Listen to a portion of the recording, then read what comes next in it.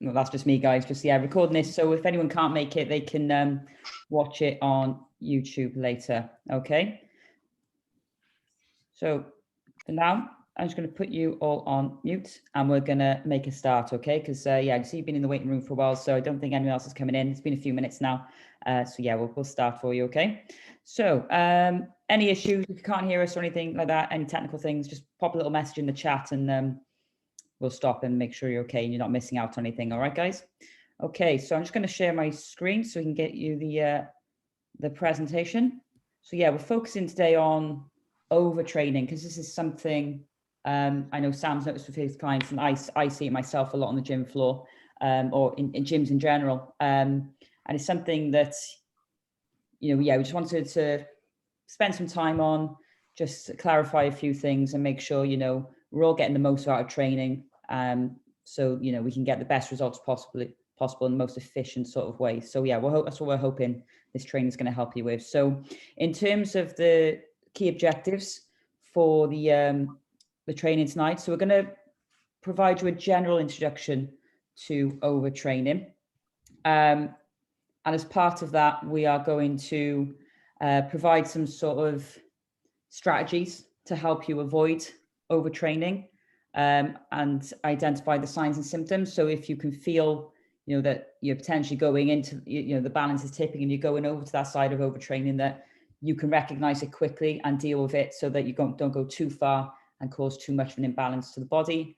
And then, yeah, so, and also talk about some methods which you can use to monitor it, to, like, say, rather than relying on just trying to pick up on those signs and symptoms, which when we get into the training, you'll realize there's so many of them. It could be hard to pinpoint as just being overtraining. Like, say, we can use some methods as well to help monitor that on a daily basis. Okay, so yeah, that's the main things we're going to cover today. Anything you want to add to that, Sam, before we move on and delve into it? No, but I think this is a really important topic. And, you know, we will obviously make this probably a 2 or 3 part series because it is going to get a little bit deep. There's lots of different things that come into play when we talk about overtraining. And, you know, it's not just getting injured. You know, if you've got injured, it might not necessarily be overtraining. It could be, you know, an overuse injury, which could be just too much of the same stimulus, or it could be under recovery or chasing, you know, like, remember Charles Poligan always telling me, you got one arse, you can't ride 2 horses. You know, it could be trying to chase 2 goals at once, you know, where you're trying to get stronger, but you're also trying to, you know, maybe run a marathon under a certain time. So yeah, I think this is going to be a really good training, and we can obviously, you know, what we've done touch base on today, we can expand on next week and the week after. Yeah, like Sam said, we're going to make this a bit of a series. So we're just sort of scratching the surface today. And then in the further 2 parts, we're going to, yeah, delve a little bit deeper and get into the nitty and gritty. So yeah, today is just to give you a better understanding of what, you know, the concept of overtraining is. And yeah, just some things to take away that you can actually use and sort of think about when it comes to your own training and recovery and all that sort of stuff. Okay, so let's just get straight into it. Let's do some myth busting 101. More exercise is not always better. So, you know, in an ideal world, those who put in the most time and effort into their training are going to get the best results, quicker results, however way you want to look at it. But unfortunately, that's not the case. It's actually rather a careful manipulation of stress and recovery, which is going to drive those adaptations that you're looking to get, whether your goal be muscle building, fat loss, or performance-based goals. So yeah, it's not just a case of go hard or go home all the time. It's there's many more pieces to the puzzle than that you've got to consider. So yeah, straight away from the off, let's just get this clear. More exercise is not always the answer. So guys, just on that, it's a really good quote. You know, more isn't better, better is better. So how do you know if your program's working? Obviously, you're going to be hopefully extracting some forms of data from there. If you're improving week to week and you're feeling good, that's the holy grail. That's where you want to be with your training. All right. There's so many people that go the other side of the coin and things are not working. So they just add more and more and more. And things don't get better by adding more. They normally get better by taking things away. Okay. But I think we've got this mindset sometimes with training. If results are slow, we want to do more. Okay, well, sometimes that is often the worst thing you can do. And I know Zoe's had a good experience with that, and I have as well in the past. Zoe from probably more of a fat loss point of view, and me from more of a performance perspective as well. Yeah, it's just that initial, yeah, it's just like, well, things aren't moving quick enough, so I'll do more. And it's, yeah, like I say, there's only so much you can do, and that's when like the under recovery and all that comes into it. So yeah, first and foremost, guys, more is not always better. Get on your head. It's, or all the other, there's other sayings as well, isn't it? Train smarter, not harder. And basically, yeah, like people go into the gym sometimes with a mindset that they've got to absolutely annihilate themselves in order to get results. And like I say, this is not the case. So yeah, this is what we want to sort of, one of the main things we want you to take away from today's training is this more is not always better approach. Okay, so yeah, let's start on one of the first objectives. So what is actually overtraining? So when we look at a training program, the whole point of it is to overload the body in a way so it has to adapt, and being specific, like Sam said earlier, of what we're trying to work towards. So that could be like I sort of alluded to earlier as well, is if your goal is to build muscle, doing sort of some more like hypertrophy methods, eating adequate protein, that those sort of things to drive those adaptations we're looking to get. Or if your goal is more fat loss, you know, you're going to be, you know, in terms of nutrition side, eating within a calorie deficit, training, you know, there you could use methods like GBC, which are usually high volume, which again can help drive that calorie deficit. But it's all balanced. So the thing is, yes, we want to create an adaptation, but it's also possible to overload the body where it can go too far the other way. So, you know, again, like Sam said earlier, you could end up causing injury to yourself, or you're sort of overstimulating these catabolic hormone responses, which then just produce an unfavorable environment. So what I mean by that is, you might, instead of, you know, your goal is to build muscle, if you go too far and you overtrain and you're not recovering, then you're going to limit muscle growth. Okay, because like I say, that catabolic effect, this sort of promotes processes which are going to break down tissue. So we can't grow tissue if we're in a catabolic environment. So that's one of the things. It's going to limit recovery, and also your immune response is going to go through the floor as well. So you're much more likely to, you know, experience like random colds or pick up, you know, infections and stuff like that, and just feel run down in general. So in terms of, like, we'll delve into key indicators of overtraining, but some of the most common ones is like an inability to sleep. You feel exhausted, especially in the morning. It's difficult to get out of bed, and a drop in libido can be a bit of an indicator as well. And yeah, and like we've said a few times already, like it's not training hard isn't the issue. We don't want you to take it easy. When you go in the gym, we want you to go in with intensity and purpose and get the most out of your session. Like I say, it's just most times what we see is the under recovery part of the equation that we tend to see people don't really, you know, see them as important or consider it's, yeah, they just don't get that side of it as much as they should. So yeah, we'll talk about that a little bit more later. Anything you wanted to add there, Sam? A good thing that Zoe mentioned there is a bit training and recovery is a bit like a lantern.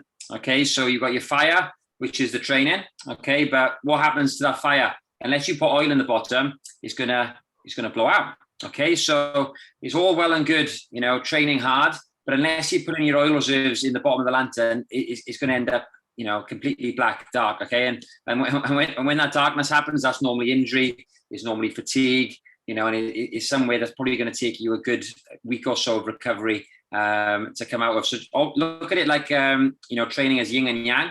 Yeah, we've got stress and periods of we want stress. You know, stress is good. Training is very stressful. We want that acute stress response from training. Then we want to make sure then that we can actually give our body the recovery time to you know, adapt to that stress response. So, you know, don't think of this as just being, oh, you know, we can't train too hard. No, we're not saying that. We want you to train hard, but it's just making sure that you spend just as much time on the on the recovery as you do on the training. And normally we see people that don't get this balance right. There are repercussions, not straight away. You know, you can overtrain for a week and nothing's going to happen. But if you do it for 3 months, 6 months, a year, you know, often you'll end up with injuries that don't go away, or niggles, and, you know, you hit a big plateau that you can't get out of, and different things like this as well. Or illness. Illness is a common one as well, of people that are overtraining and not recovering enough. Amazing. Okay, so yeah, moving on now. the next page. So yeah, so as I said earlier, whoops, I skipped one too far then. So yeah, we're going to look at signs and symptoms of overtraining. So, sorry, there we go. Yeah, so overtraining has pretty much an impact on most things, really. So it impacts the brain, it impacts the musculoskeletal system and other bodily processes as well.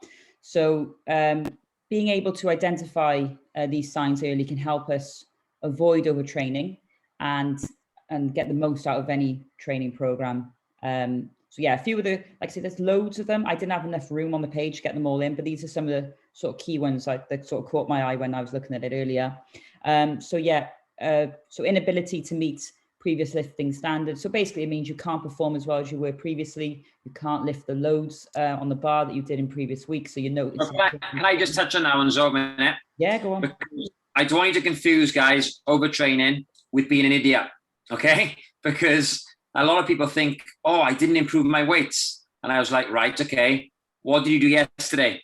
Oh, I was out all day on the piss. Okay, well, you're probably not overtraining. You just haven't recovered. You're probably still drunk, okay, if you're a few of the members in SOS. So just because you can't improve a lift, it might not be that you've, been overtraining for 8 weeks, 10 weeks, 12 weeks. It could just be that you've done something in the previous 24, 48, maybe 72 hours that has had effects. For example, I could play 90 minutes of football on a Saturday, come in and try and squat on a Monday and not improve my lift.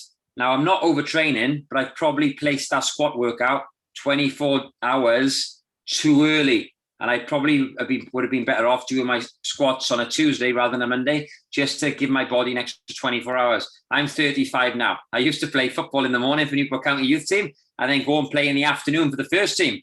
Those days are well gone. All right. But, don't just think just because you couldn't meet your previous lifting standards, you're overtraining. It could be that you've, just done something in the previous 24, 48 hours that has affected that workout as well. So everything we're saying here, you have got to take it with a pinch of salt. Overtraining might not be the symptom. It could be a bad night's sleep. It could be, and this is stuff we're going to go into, it could be a few alcoholic beverages, a processed meal, all these things as well could decrease work capacity and also affect the previous lifting standards. So this is why this will be like a 2 or 3 part series, because there's so much just going to go into it. But inability to meet previous lifting standards is certainly a sign of potential overtraining. Yeah, and that's like what you got to remember, guys, with the human body. So it's a really complex thing, basically. So yeah, all these things will have a direct influence on each other. So like myself, I struggle with sleep at the moment for various different reasons. And some days I do struggle to get out of bed. I feel tired. Is that necessarily overtraining? Or do I immediately blame that? No, I don't. I just know like last night, for example, I had 4 hours sleep. So therefore I am going to be tired. I'm going to be a bit sluggish. I'm going to want to have a nap in the middle of the afternoon. So yeah, you just got to look at the bigger picture rather than just things in isolation. So yeah, these are things to look for, but they're not necessarily, it's definitely this if this is happening to you. So yeah, like Sam says, just take everything with a pinch of salt. But yeah, some of the other signs you might notice is, like say, feeling fatigued throughout the day, because overtraining can impact sleep. So it can change your sleep patterns. You might, if you're training with too much intensity, then you might struggle to actually get good quality sleep. If you're training with too much volume, then yeah, you could find yourself napping in the day, and that has a full round effect as well. Changes in blood sugar, changes in resting heart rate, decreased lean body mass. So like I said earlier, when we go into that catabolic state, when we're doing too much, then we're not going to we're going to struggle more to put on lean body mass. So yeah, you could notice a decrease in that as well. And like I said, like immune function can be suppressed a little bit. So yeah, random one-day colds or cognitive function can be affected. So yeah, lost coordination, difficulty concentrating, inability to focus, all that sort of stuff can be impacted by overtraining as well. Like I say, like these are little things to look out for. They don't necessarily mean you are overtrained. It's just things to be aware of, and have a little think about if you are experiencing these things, and have a look at the full picture and what can be influencing that. Okay, there, Sam? Yeah, that's awesome. Cool. So yeah, in terms of I want to give you as much practical stuff to take away from this training as possible. So things that you can implement to help you avoid overtraining. So yeah, like I said earlier, it's manipulation of stress and recovery that determines the adaptation to training. So things you can do to make sure, you know, we're getting the most out of our training is one, recording your workouts. So this is what exercises you're doing, what resistance you're using, how many sets you did, and how many reps you did. I'm very lucky for you lot at SOS. With the Trainerize app, we've made this as easy as possible for you. Okay, so you've got the workouts on the app. All you got to do is press start workout, and you can go in and put your weights as you're going through it. And then that allows you to follow the principles of progressive overload. Make sure, you know, one, we're lifting heavier weights than we did in the previous workout, or we're doing more reps with them and increasing the volume. So if you're not doing this at the moment, then I really, really urge you to start doing it, just because, again, it's another way of being aware of our performance levels and whether they're going in the direction we want them to, or if they're starting to dip off. And then if you are noticing a drop in performance, it gives us time and to go in, have a look, and try and figure out what is causing that. Okay. Yeah, and that's a really good point, because like I'm going to use an example now. She won't mind me using her, because at the end of the day, she's doing so well. It's Lana in the gym. So I've been looking after Lana. She's going to America at the end of the year, and she had a lot of time off with lockdown, and she put on a little bit of body fat, didn't feel good about herself. But she's come back, and she wants to go crazy. She wants to just chuck everything at it and get in as the best possible shape as quick as she can. So it was good. Like the first few weeks back, she was aching like crazy because she hasn't done anything. And Lana, being Lana, straight back into 4 semi-private sessions a week.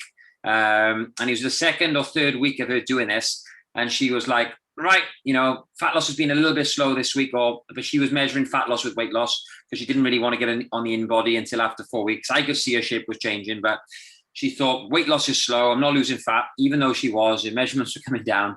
All right. But, females are probably a little bit more guilty of this than men. So she did semi-private on the Monday, which is upper body. And then she went straight into boot camp. Okay. Beast mode, hardcore.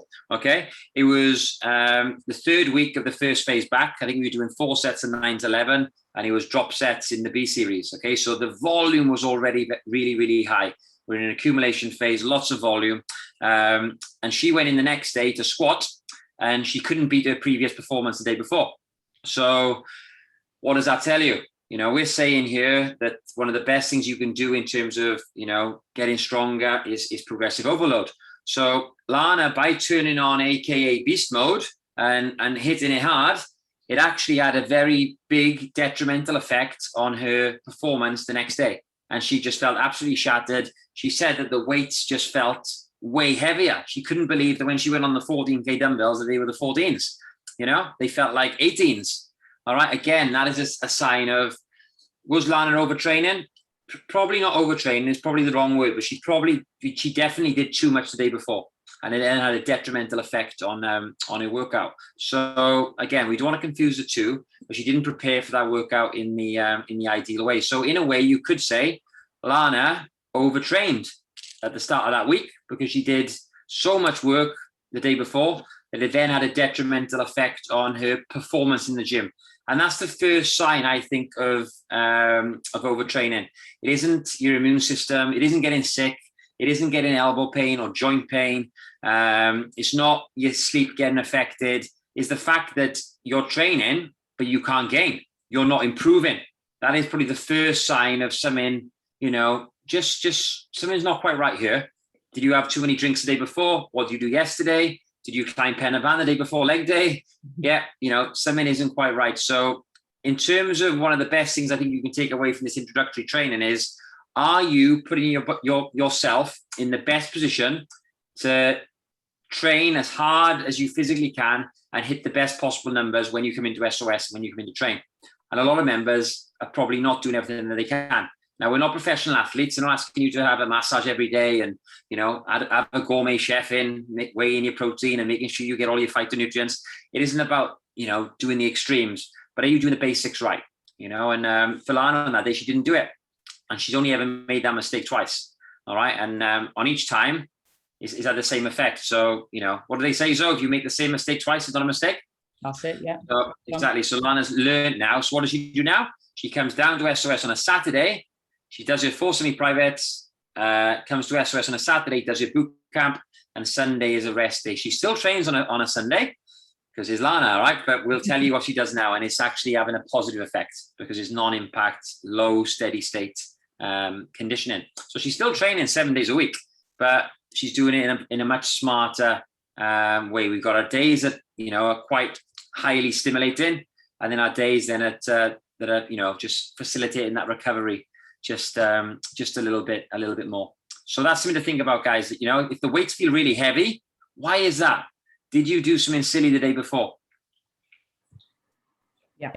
And then, yeah, touching on the next bullet point then, and still it's still linked to this sort of performance side of things. So yeah, another way of trying to manage and be aware of where you're at, like in terms of, you know, under recovery, overtraining, however you want to word it, is yeah, monitoring the intensity for your key lifts. So yeah, so like your key lifts being your squat, your bench press, your deadlift, those sort of things.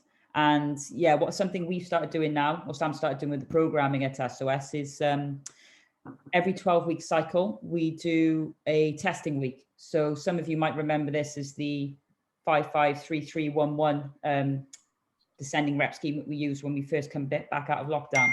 And what that allowed us to do was get your starting points as to where your lifts were at coming out of lockdown, where we haven't been in the gym for God knows how many weeks or months or whatever it was. I lost all concept of time.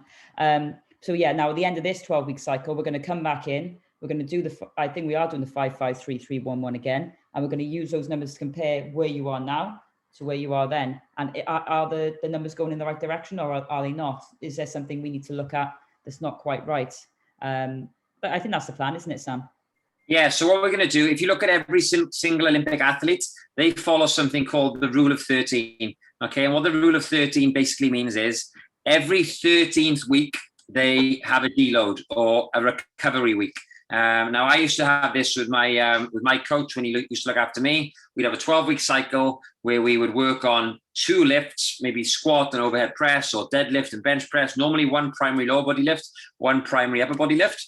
Obviously, you still do other stuff as well, but you might use more advanced methods on those 2 lifts because they're normally the weakest links in the chain. We're trying to bring those up so they're on a par with the other lifts. And this is just based on data over the last 30 years of the top athletes. You know, so if your front squat is 10% off where it needs to be based on the percentages of all the data from these Olympic athletes, then we might have a 12-week cycle focused up on bringing up that particular lift. Now, after the 12-week cycle, what they normally do is they'd extract the data in the 12th week, okay, based on, you know, whether you did a heavier set was a 3, you can work backwards and calculate what your 1RM would be, okay? But what they then did in week 13, something called the rule of 13, they'd have a recovery week. So Brazilian volleyball players would go alpine skiing, okay? Soccer players from Japan would go and do a week of bodybuilding, all right? So you still train for the week, but you do something totally different. So you give all those muscles involved in your sport a rest, okay? So it acts as a deload, but you still have to train, because if you don't train, what happens? You keep eating like an athlete, you put on body fat, and you want to maintain that level of insulin sensitivity. All right. But a lot of the guys from the winter sports would go somewhere like Jamaica to top up their vitamin D levels as well, because we know the benefit of that. Now, obviously, if I said to everyone in the gym, right, we're going to take your memberships now, but you're all going to have a week off. All right. Yeah. I want you all to go, you know, do circuit training for a week in your garden. I want you to have a week off the gym. Obviously, our members are not going to be too happy about that, okay? But in theory, that's what we should do every 13th week. We should do something totally different. Now, what I'm going to do in the programming is we're going to dedicate the A series to testing, 5-5-3-3-1-1, and the B and C series are going to have new exercises you haven't done before. So I bought some anterior tibialis trainers to work the anterior tibialis muscle of the shin. We bought one of those. You might have seen in today's semi-private, we started doing more band work. There's going to be different exercise in this 30, and it's going to be presented in a different way. So what I'm going to do after this 3-week phase, we're going to do more time sets. We're going to be using, so we'll do 5, 5, 3, 3, 1, 1. We'll gather the data, and for the rest of the workout, we're going to try our best to develop the mitochondrial health. So we'll get a little circuit going. Those who've got the my zone, I'm going to encourage you all to stay in zone 2 or zone 3, which is blue or green zone. All right. And we'll have a week of training that there's no, there'll be heavy weights in the 5, 5, 3, 3, 1, 1, but we're not, slamming your joints. So we're going to have a bit more of a recovery week, a lot more abdominal work. So that's what we're going to do after this next 3-week cycle. And then what should happen then is, when it's a new 12-week cycle, you're all like, fuck, like I want to train, I'm busting for it, and that's what training is about, is having cycles of really pushing and then having cycles or periods of time where you back off. And it's the best athletes in the world that are able to back off and chill out and relax, because that's when your body, what's called, super compensates. You actually build more muscle mass when you rest. Okay, I remember, I've had loads of stories, but I remember I trained one guy and we trained so hard before we went on holiday. And this was in my younger days when I didn't really understand super compensation. Like for 6 weeks before his holiday, I battered him. Okay, absolutely smashed him 4 days a week. Yeah, for 6 weeks, I threw everything in, and his muscle mass didn't go up. Okay, and I was doing him on the calipers. Lean body mass hardly went up. He was actually losing muscle mass, which again, like Zoe said, is a sign of overtraining. He went on an all-you-can-eat holiday away for a week to Lanzarote with his family. He was drinking beers, but he had his feet up by the pool, all inclusive. He didn't track his calories. He come back and he looked like a different man. His arms were the size of my head, and he only went for a week. Okay, but what did he do? His body just recovered, and he put on about 4 or 5 pounds of lean body mass. Okay, in a week. So did he put that weight on in a week? No, of course not. The work was done before we went away, but we definitely overtrained in the build up to that holiday. And then he had a week away with his body just recovered and his muscles just grew. Okay, so that's a little story there about obviously how important recovery is. Yeah, good little story though. Yeah. And then still on the sort of subject of how to avoid overtraining. Diet as well is a critical part of this, guys. So yeah, make sure you're prioritizing getting high quality proteins in a diet, not under eating, effectively skimping on carbs, fats and calories. And then in terms of your diet, then a good supplement strategy could help to fill some gaps as well, especially if you're sort of on a fat loss protocol or calorie deficit. Obviously, being in a calorie deficit, it makes it a little bit more challenging to get everything you need in terms of nutrients, minerals, all that sort of stuff into your diet. So things like multivitamins, greens, powders, that sort of stuff can come in to help you fill that gap as well. So just to make sure you're getting everything you need, really. And then, that's going to help with energy production and recovery, sleep and all that sort of stuff then as well. And then just regularly monitoring your status as well. We're in a world now where there's like a fitness tracker for everything. So I know I've got bloody every gadget going. So I've got my Oura Ring. Sam's got that as well. I've got Apple Watch. I've got a Polar HR monitor. I've got a blood glucometer. So I'm love numbers. I'm an absolute geek when it comes to data. So those sort of things like the blood glucometer measures your blood glucose. The Polar, I used to measure my HRV. Again, Sam does that one as well. And we've got the Oura Ring, which also does HRV and measures sleep. So make sure we're getting that good quality sleep. And then Apple Watch or Fitbit or whatever pedometer you might use, that can help you measure your NEAT steps, that sort of thing. Just because if you are feeling more fatigued and you can't recover, you are going to notice, or you may not notice, your body will start slowing down and not wanting to move more. So yeah, keeping an eye on your steps and your activity is a good way to make sure that that's what, if it is happening, that we're aware of it, or to, make sure that we're not giving into it and, just not moving basically. So yeah, you've got a little stand notification, which tells you to get up every hour. So if you find that you're missing your stand goal more frequently than before, then something that might be happening there.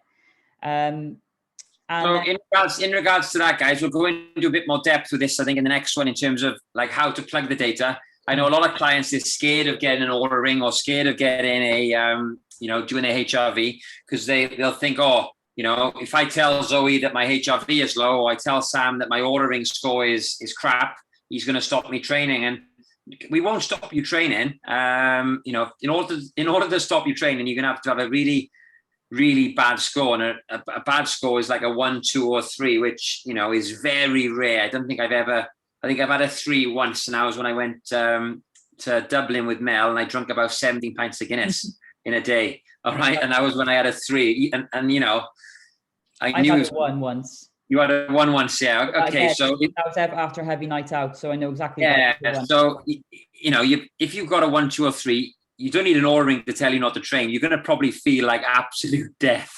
All right, there was no way, even if my aura ring said 7 or 8, that I would have trained after all those Guinnesses anyway. So don't think that your coach is going to stop you from training. But what it does do is the clients I know that take HRV, if I'm ever coaching them, when they walk in the gym, it's like, oh, what was your HRV today? And it's normally like a 6, a 7, an 8, a 9, sometimes even a 10, which is great. It just means we're probably going to train as normal. If it's a 5 or maybe a 4, then that's cool. I'm just going to amend the workout slightly. I'm not going to, you know, if they've done that 9th rep and it's 4 sets of 7 to 9, they've done their 9, I'm going to get them to re-rack the bar. Whereas if their HRV was high and their readiness score was great, I might say, right, come on, you've got 2 more in there. And I might spot them for 2 or 3 more reps. Now, pushing them that hard, if their HRV is low, is going to have a detrimental effect, because we haven't got, you know, an insane or an infinite amount of recovery reserves.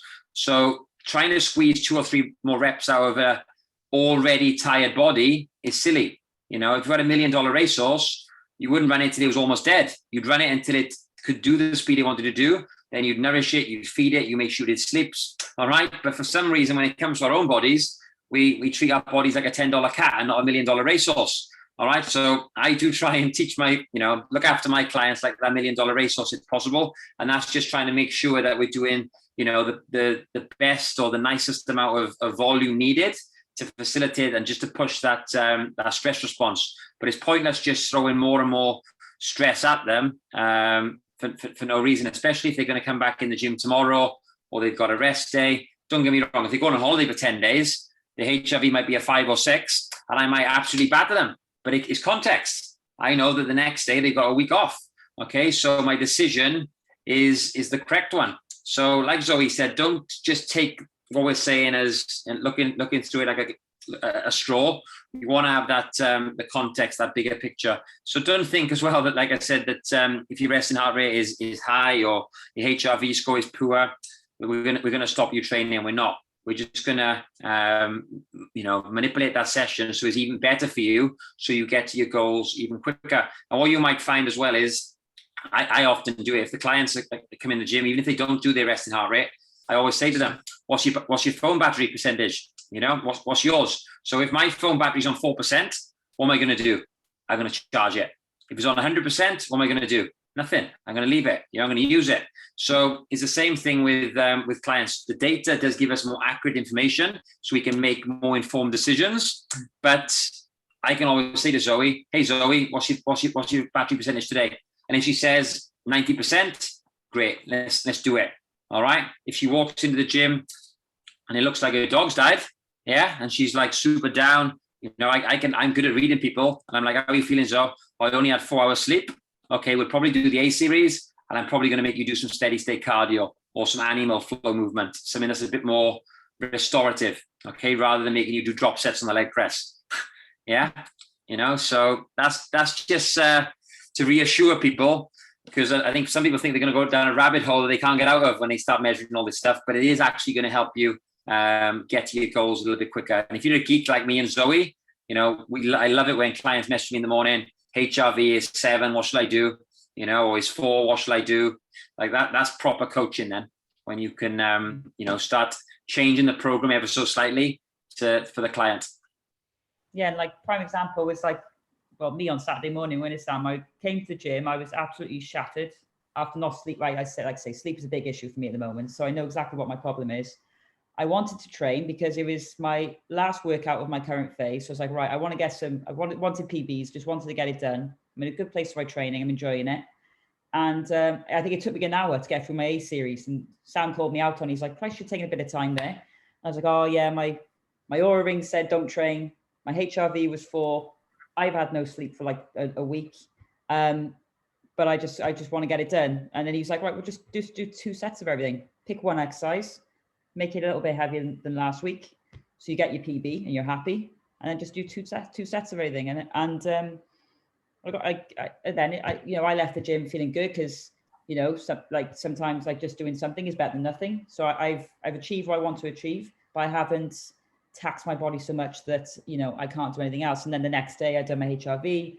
My HRV was 7, so I'd recovered well. Perfect. So I went and done my normal cardio session then on the Sunday. So I still managed to get all my workouts in that week just by taking my foot off the pedal that one day. So we're never going to tell you, like, unless it's really bad, not to train. But yeah, it's just a few tweaks sometimes can make all the difference. Just doing that, Zoe, you went from a 4 to a 7. So it showed that you made the right decision. And when you in-body today now, your weight's down, your muscle mass is up, your body fat's down. So you're still making progress and you're moving forward and you're recovering better, which is great. The big thing, guys, to focus on, and this is, I think, a mistake maybe Zoe was going to make on Saturday, is when you're overtraining or you've got these symptoms of not recovering properly, never back off intensity. Okay, so intensity is key. Volume is normally the biggest driver for fatigue. Okay, so if you're going to do say you've got 5 sets in your A series, normally what I say is if you're going to deload because of HRV and all this kind of stuff, lower volume by around 40%. So you're still going to try and make sure you finish on a heavier weight than last week. Okay, so say you're doing 5 sets of 5 in your program, you might just do 2 sets of 5 or 3 sets of 5 instead of the 5 sets. But that last set of 5 is still going to be heavier than last week's set of 5. Okay, so you might warm up the same, but rather than doing 5 reps on the weight you did last week, you might just do 1 rep. Okay, so you get used to that weight. You might do 1 rep on the set 2 that you did last week, and then 1 rep on set 3, and then set 4, 5, and then the new set, you do 5, 5, 5. So you still try and go heavier. Okay, never deload intensity, only deload volume. So drop sets, not load. Okay, and that's one way to make sure that you keep laying down more muscle mass, because intensity is normally one of the biggest drivers for maintaining muscle mass. So moving on from that, then the next bullet point. So this is one I find myself having to say more often than I think I should. Have at least 1 rest day per week, guys. But like when I say rest day is probably not the right way to word it sometimes. So active recovery day would potentially be better with our members, because a lot of you don't like to actually stop. You like to keep going. And this is something I utilize myself. So like I say, I always feel better mentally, physically, all those sort of things, like if I've done something. So on my rest days, I'll often do my steady state cardio. So I choose a low intensity activity that's just gonna get the blood moving, get my heart rate up a little bit, so I feel like I've done something. Oh, here he is, Sully. And just helps promote that recovery, get some nutrients to the muscle, all that sort of thing. I know Lana's been doing that a lot lately. She actually seen me do it on Sunday and she copied me. So me and Lana are the cardio bunnies at the moment. But like I say, you don't have to just, we're not telling you to, when you say take a rest day, just sit on your ass and do nothing. We're just saying, right, do something different. Like Sam said earlier, just to give those muscles a break. And just to give you a bit of a mental break as well, because you can't be go all the time. We've got to focus on getting that body, like we've been saying all the way through this, to recover. And so doing walking, hiking, swimming, cycling, those sort of things, but like a nice low to moderate intensity can be a great way to recover in between your resistance workouts. And another big thing I see as well on the gym floor is people not taking their rest periods. And this really drives me insane, because you'll see people they're jogging on the spot in between sets because they think they're working harder. No, you're not. If anything, you're just taking away from the potential you could squat, or how much weight you can move and stuff like that. So it was funny today in the gym. We were doing the power press ups, and I won't say the name of the member, but they couldn't do power press ups. Like they were doing 3 power press ups, getting you couldn't even fit a Rizzler between their floor and their hands. But then it's 30 seconds on, 30 seconds off. But in the 30 seconds off, they hold a plank. And I'm thinking, you can't even do the exercise. And you're trying to work harder in the rest. And you're obviously holding the plank. all your deltoids, your triceps is still under obviously fatigue. Like, just rest for 30. It's 30 seconds. Like, rest for 30, go for 30. 30 on, 30 off. If the program gave you better results by holding a plank in the rest period, I've spent over 100 grand on my education. I think I'd write plank in the rest period, but you know, it's crazy. Yeah, but don't get me started on that either. I know we'd be here for hours otherwise. Yeah, so like guys, so the whole point of the rest period is to get your body. So when we do exercise, when there's, you know, a heavy weight on the bar and you're squatting, that is a stressor on the body. So your body's going to go into that sympathetic state, that fight or flight mode, basically. So when we put the bar down and we're in our rest period, what we're looking to do is shift your body back into that parasympathetic state, which is your rest and digest recovery side of things, as quickly as possible. So yeah, take the rest period, sit down, focus on your breathing, get your body to relax and recover. And then what that's going to mean then is when you go back in for your next set, you're in a much better state to then fight again. So yeah, it's so you hear people say, I think there's actually trainers in the past, I don't know if it was SOS or Fitness First, where in the rest periods, he wouldn't let people sit down. He'd like pull them up, like make them stand up and stuff like that and keep them moving. And yeah, really you're just diminishing you know, like say, if you don't recover quickly, you can't perform better when you go back in for the next set. So yeah, start, you know, appreciating the rest periods a little bit more. Make sure you're taking them, like say, focus on your breathing and like, you know, nasal breathing. That's going to promote you shifting into that parasympathetic state much quicker. And like say, then when it comes back to going in for your next set, you're going to perform much better and potentially be able to you know, do more tonnage load in the workout if you're, like say, if you're shifting in between those states quicker. Would you agree with that, Sam? Yeah, and I do understand it. You know, for women that are, you know, newbies to the gym, they're not very strong. You know, they sometimes don't feel like they need the 3 minutes rest in between sets at times, but they got to realize if they start making it like a boot camp or circuit, they're never ever going to get strong. So, you know, do you want to get strong or not? Okay, well, rest. Okay, because that's the only way you're going to, you know, and I understand that 5 reps on a squat with an empty bar doesn't gas you. All right, like it will with someone that's doing 60, 70, 80, 90, 100 kilos plus. But it's still your nervous system, and the nervous system does take around 7 times much longer than the muscular system to recover. So, you know, we are training the nervous system as well, especially in the heavier phases, and that's important too in terms of your, you know, performance. Yeah, completely.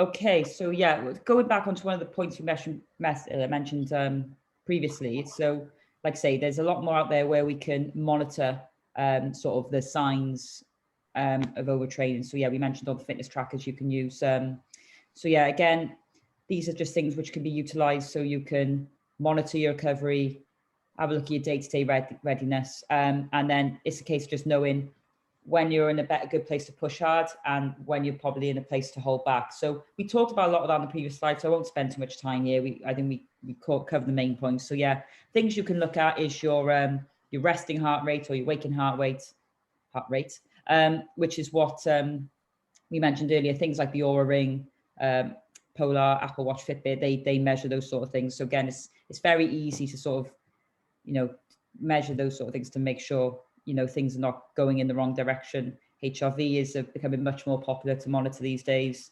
Blood glucose and also blood pressure can be an indicator as well. So if you're constantly in that sympathetic state, then you're going to see your blood pressure start to increase. So yeah, and that's, again, it's another thing you can quite easily measure in this day and age. So yeah, so summarizing now then. So in terms of like what we said throughout, like it's not necessarily training hard. That's the issue, the main issue with overtraining. Commonly, it's more so the other side of the equation, so the recovery side of it. So yeah, in order to get results, we need to manage stress and we need to manage recovery.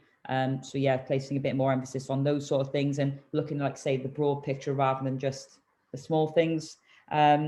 If you do find you are overtraining and that balance is off, then that can have some negative implications on muscle growth, recovery, and your immune system, which then is going to, you know, affect your results, and what you're working towards might take longer, or you might even never get there if you never quite get the balance right.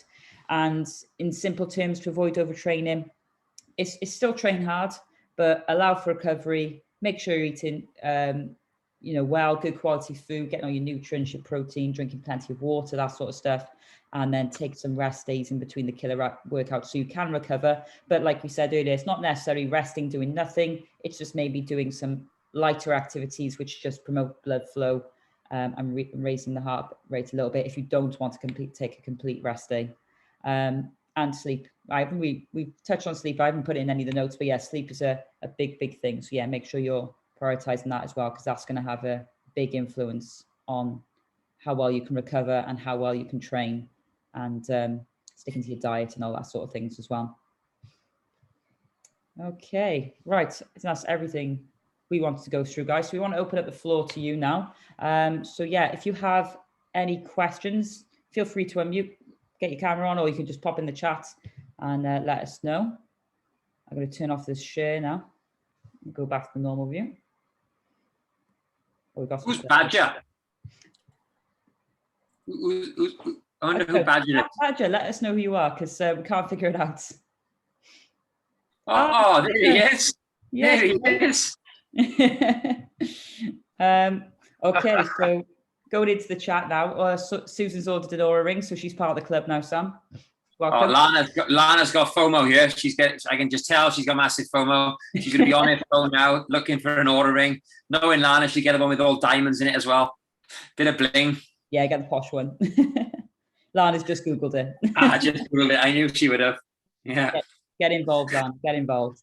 Never in my life have I been called a cardio bunny. Well, I think in SOS, you probably are. You're part of the cardio bunny club. I would say so anyway. But you do steps in between your strength exercises. You're definitely a cardio bunny. No, that's just the pre-workout. Doing a Jane Fonda steps to get her steps in. Yeah. Yeah, that's the pre-workout. That's the pre-workout. Yeah.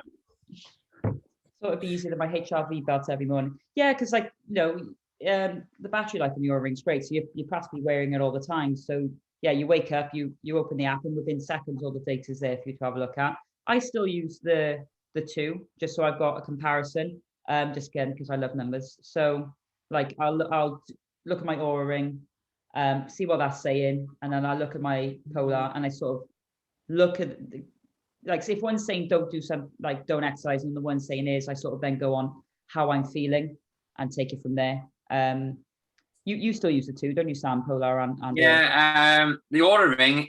I'll tell you the best and worst thing about the Oura ring. Okay, the best thing is when you have a nap and it improves your readiness score. It's the best thing in the world. Your readiness goes from 85 to 91 when you have a 30-minute nap, which goes to show how good napping is for you, especially there's lots of research as well on growth hormone.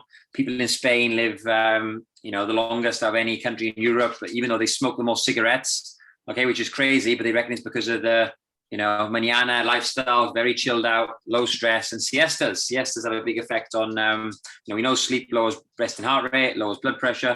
So even though they smoke a lot of cigarettes, they got the oldest population. So yeah, the best thing with the Oura ring is when you nap and it improves your readiness. The worst thing about it is when you've had a really amazing night's sleep and it runs out of battery and you haven't got a readiness score. I hate that. It says warn you. It says warn you. Yeah, I know, but I'm the worst at charging it. So yeah, but it is good. I do both. My H9 strap needs a new battery at the moment, so I'm just going on the Oura ring. But I've ordered a new battery on Amazon. But they are worth getting. The data's great, and it's good to see if you've had on Monday and Tuesday, I train really hard.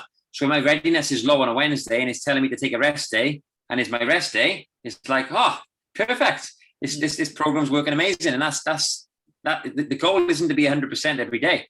On your rest days, you should have a low readiness score because you just trained really hard for 2 days. You have your rest day, you might do your steady state cardio. I do my hot pod yoga, might take Sully for a bit of a longer walk. Yeah, do some mobility in the house. Then by Thursday, after that calmer, chilled out, more relaxing, less strenuous day, your recovery is back up to 80, 90, 100. So, it isn't a case of trying to be 100% every day or having a 10 out of 10 every day. We don't want that. That shows that there's not enough stress, okay, in terms of the training. So, yeah, I think the more data you can have, the better. They're both fantastic.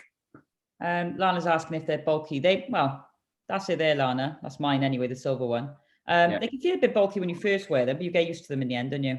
I've got a size there's actually a sizing kit in the gym. So if anyone, Sue or Lana, if you want to try the sizing kit, let me know and I can lend you that. I'm pretty sure it's still in the staff room.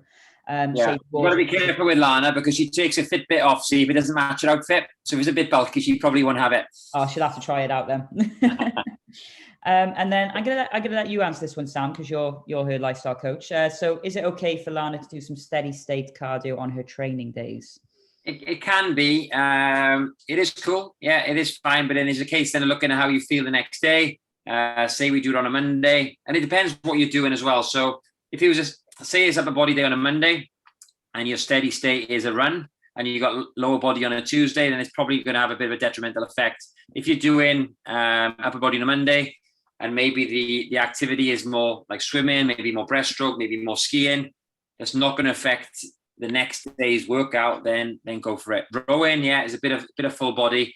All I would say, if you're going to do it on a training day, you're probably better off doing more zone 2. All right, especially if it's followed by a training day. Whereas if it is a rest day, you can push a bit more zone 2, zone 3. So yeah, just be careful how much you do it. I think 20 minutes, half an hour, maximum 40 minutes will be fine. But you don't want to fall out of love with training either. It's important you get that balance between training, family time, stuff like that. So it certainly won't hurt. Yeah, be like careful. In terms of what's too much and what's too little, it's completely individual, guys. So like everyone's physiology is different. So what's saying is too much or too little for you is it's hard until you sometimes try it and see how you respond to it. So yeah, if it's something you could try, Lana, but like Sam said, keep it in zone 2, so the blue zone, so it's really, really light, low intensity, and like I say, it's just burning calories, getting the blood moving, bit more, increasing expenditure a little bit.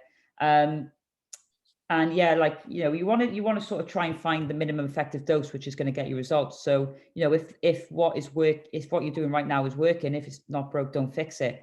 But, if something does need adjusting, then it's something you could potentially utilize. So yeah, just have a little think before you go, like I said earlier, more is not always better.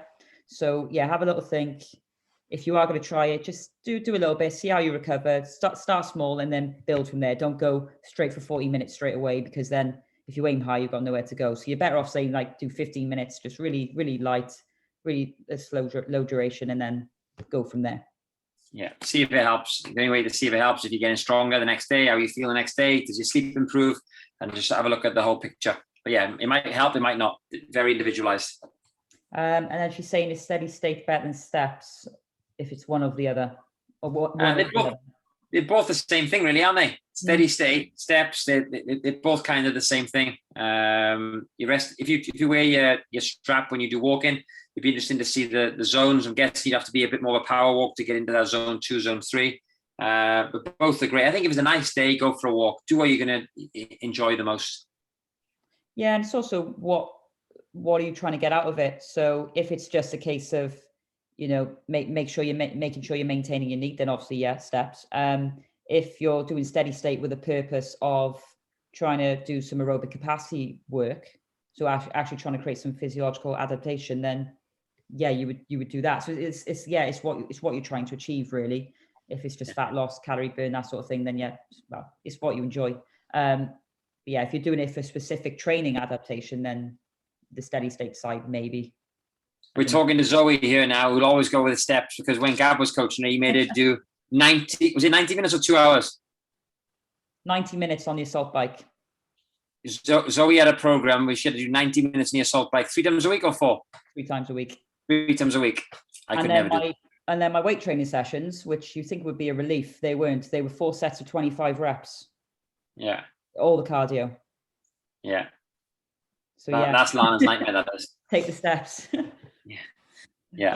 Although 60 minutes on any machine now, it just feels like a little walk in the park for me. So the last half an hour was horrible. Oh yeah. Well, at the 45-minute mark, when I realized I still had another 45 minutes to go, my head would go and I get really angry, and then I'd work my way through it. I could do it, but knowing I had to do it another twice in the same week, nah. Yeah. But fair play to you. You did it and it worked, didn't it? It did work, in all fairness, yeah. Although, I still stick at 60 minutes now, because unless someone tells me to do 90 minutes, there's no way I'll make myself do 90 minutes. So, 60 is my threshold at the minute. Yeah, perfect. Okay, so any more questions, or are we all there? No, I think that's nothing else coming in from the chat. So No I think questions from Badger or Mike? We've got Mike on as well. Yeah, Mike Argent popped in. Mike trained nice and early this morning. I seen him smashing his workout at 7 a.m. So yeah, great work, guys. Hope you all enjoyed that. Anyway, we'll do another one now next week. Next week is going to be on overtraining again. Are we going to do a few case studies, Zoe, or what do you think? Yeah, so you can get some get a little bit nerdy, get some some studies and stuff like that we can reference just to drive the point home a little bit more and look at more the physiological side of things. Yeah. So guys, every single Monday now, you're not going to watch EastEnders. You're going to tune in. Me, Zoe, Greg, James, the team. We're going to be doing a live training on loads of different things. The first block is overtraining. And then obviously we'll progress to different topics: sleep, stress, nutrition, calories, all this kind of stuff. Yeah. So guys, if there's any particular topics you want to know more about, then feel free to drop me a message, let me know, and then I can make sure as a team that we can cover everything that you're interested in learning and finding out more about, rather than us just assuming what you want to know. So yeah, if there's any topics you want to know more about, then let me know. I know one of the members I spoke to in a little catch up the other week, she mentioned she wants to know more about the actual benefits of resistance training for women over 50. So that might be something we do further down the line. So yeah, let me know anything you want to learn more about, then we can make sure we cover that for you. Okay. Susan Jones would like one about staying sane when injured. Yeah. I'll just touch on that. I had a full knee reconstruction 8 or 9 years ago, and I couldn't do any of the training that I enjoyed. Okay, and it was hell. Like I used to, at the time, I was competing in Britain's Fittest Man. So I came second in 2010 in the UK's Fittest Man, which is a gym-based challenge. It was all basically like the last. The last discipline of the last competition I did was a 1K sprint in a treadmill. And I got on the treadmill 2 seconds after the guy that beat me. We both put the speed of the treadmill up to 20 kilometers an hour, which is as fast as it goes. And we both held it for 3 minutes. He beat me by about 2 or 3 seconds. But that was the 8th discipline. We'd already done a 3K bike, a 500 meter row, 50 bench presses with 50 kilos. All right. So I used to do all that. And I was playing football at the time. So having all that taken away from me was awful. But what I did was, and this is how I got really friendly with Dave Williams. As soon as I could row, I started rowing. All right, because it's the only thing I could do. It was good for my knee. It got me that full knee bend. So I used to go on the rowing website, Concept 2, and I used to do the advanced rowing routine every day. I did it for about 2 or 3 months. So I had a workout of the day. It was rowing every day. Some of the workouts were horrendous. I still remember the one which was 10 500-meter sprints with 90-second recovery in between. I did have my head in the bucket for the rest of the day, but it allowed me to push in a safe environment. So I think when you're injured, one of the best things you can do is stay away from things that are agitating the injury, but find something else that you can do that doesn't agitate it. So if it's your elbow or your shoulder, which I know it is, find something that's quite lower body dominant, something that's maybe quite cyclical, that isn't going to, not doing squats every day, something like cycling is good, and find a program that maybe suits that. We can obviously help design one for you, and it just gives you something to focus on. And rather than focusing on what you can't do, it allows you to focus then on what you can do. And after about 3 months, I did a 2K row in 6 minutes 52, which is anything that's holding 142 on the rower, 142 500-meter splits for 4 consecutive 500 meters. So it's good. If I did that now, I'd definitely die. But it goes to show you can still improve on other things. So yeah, try not to get frustrated. Just try and focus on things you can do. And then, before long, you'll be back playing football and back doing all the things you love. But you've got to give your body that time to rest. Yeah, funny enough as well. I mentioned to Susan earlier on when she was in about on the MyZone app, guys, they've actually got like pre-programmed workouts which you can follow, where it's basically like a zone-based workout where it'll say like do a minute in zone 2, so the blue zone, a minute in the green. I done one before, it's called the roller coaster. So yeah, it's like a minute blue, minute green, minute yellow, minute red, and then it brings you back down. So there's some things you can do. Or like say if it's more recovery work, there's one called, I think it's the Rejuvenator, where it takes you the blue zone, green, blue, green, blue, green, and you've just got to learn to like manage your heart rate almost. So that can, if you're doing that sort of recovery work, slow intensity, long duration, then that's a way to keep you a bit more entertained and make it a little bit more fun as well. So yeah, have a look at those if you're looking for extra activities like from the bike, the rower, that sort of thing to do on your sort of recovery days. Perfect. Okay, thanks, Zoe. Thanks for tuning in, guys. We'll hopefully see you in the gym tomorrow. If not, catch you on here next week. Yeah. Bye, guys. Thanks, guys. Bye-bye.